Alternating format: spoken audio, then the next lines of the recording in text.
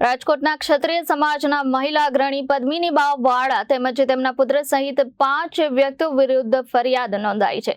Gondal city B division police station ખાતે બળજબરીપૂર્વક પૈસાની માંગણી કરવી, જાનથી મારી નાખવાની ધમકી આપવા સહિતની કલમ હેઠળ ફરિયાદ નોંધાઈ છે। રાજકોટના ક્ષત્રિય સમાજના મહિલા અગ્રણી પદ્મિનીબા વાળા વિરુદ્ધ ફરિયાદ નોંધાઈ છે। પદ્મિનીબા વાળા તેમજ તેમના પુત્ર સહિત કુલ 5 વ્યક્તિઓ વિરુદ્ધ ફરિયાદ નોંધવામાં આવી છે। Gondal city B division police station ખાતે બળજબરીપૂર્વક પૈસાની માંગણી કરવી, જાનથી મારી નાખવાની ધમકી આપવા સહિતની કલમ હેઠળ તેઓના સામે ફરિયાદ નોંધાઈ છે।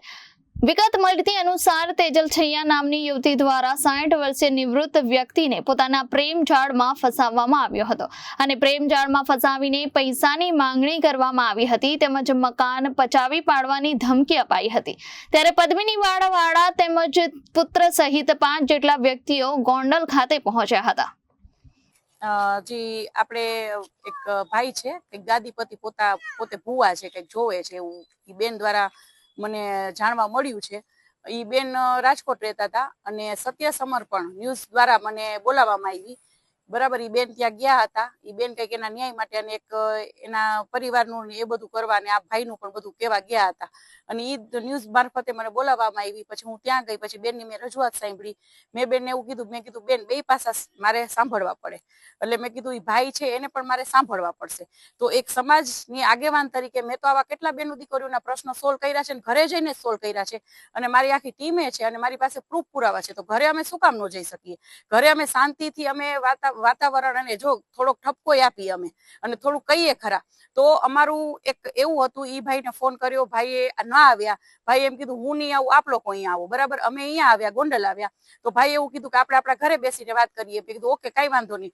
ભાઈને અમે બધું દેખાડ્યું। મેં કીધું ભાઈ આ શું છે, તમે શું જોવો છો, મારે જોવડાવવું છે। અને અમારું એક પેલો તો એવું જ હતું કે ઈ ભાઈને અમારે ખુલ્લા પાડવા હતા કે કોઈ પણ જોવડાવવા જાય અને આવા બેનો દીકરીઓને ખોટા સકંજામાં લઈ અને શોષણ ન કરે।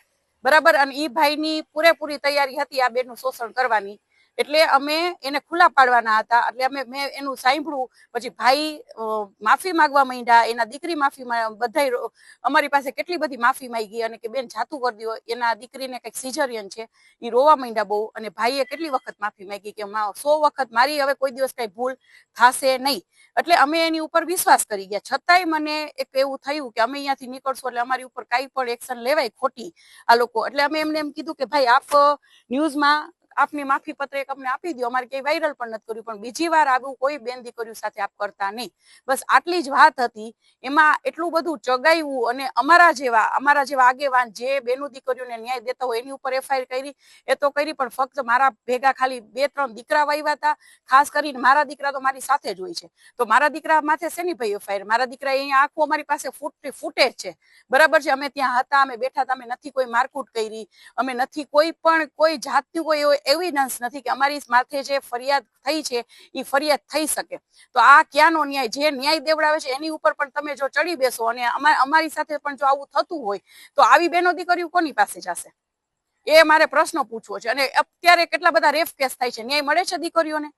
બરાબર, મને એવું કહેવામાં આવ્યું કે તમે તો મેં કીધું ભાઈ હવે અમારે ગુના કરવા છે તો બીજું તો શું કરીએ? અમે ઘરે ગયા, એ અમારી ભૂલ તો કેવી રીતના ભૂલ? અમે કઈ અહીંયા જઈને બીજી તમે આજુબાજુ વાળાને પૂછી લ્યો, પ્રેમથી નીકળ્યા છીએ, પ્રેમથી ગયા છીએ, તો અમારો કયો ગુનો? હું એક સામાજિક આગેવાન તરીકે હું કોઈના ઘરે ન જઈ શકું? શાંતિથી વાત ચર્ચા ન કરી? અમે કેટલા બધા સમાધાન કરાવેલા છે।